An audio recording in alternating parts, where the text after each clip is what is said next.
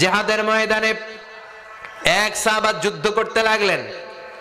বুখারীর বর্ণনা, যুদ্ধ করতে করতে কাফেরদেরকে মারতে মারতে, হাদিসের ভাষ্য লা ফাযা ওয়ালা শাযা ইল্লা ইয়াদরিবুহা বিসাইফি, তার সামনে যত কাফের আসে সে কচুকাটা করে।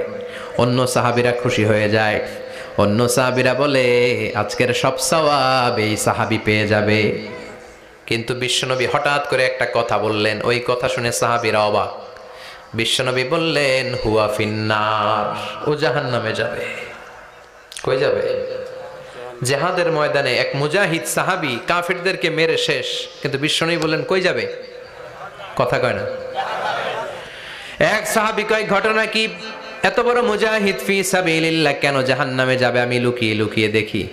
লুকিয়ে লুকিয়ে ওই সাহাবী দেখে মুজাহিদ সাহাবী যুদ্ধ করতে করতে কাফেরদের বিশাল একটা ঘাটির ভেতরে ঢুকে গেল। মারতে মারতে মারতে মারতে হঠাৎ এক কাফেরের আঘাতে এই মুজাহিদ সাহাবীর ডান হাতটা কাটা পড়ে গেল।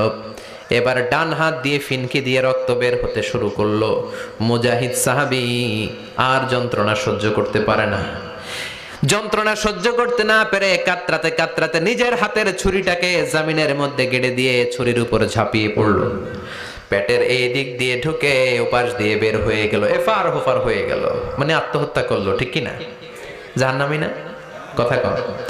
লুকিয়ে লুকিয়ে যে সাহাবা দেখেছে চিৎকার দিয়ে বিশ্বনবীর কাছে যেয়ে বলে আশহাদু আন্নাকা রাসূলুল্লাহ, ও নবী আপনি যে আসল নবী, কোনো সন্দেহ নাই, আমি লুকিয়ে লুকিয়ে দেখেছি।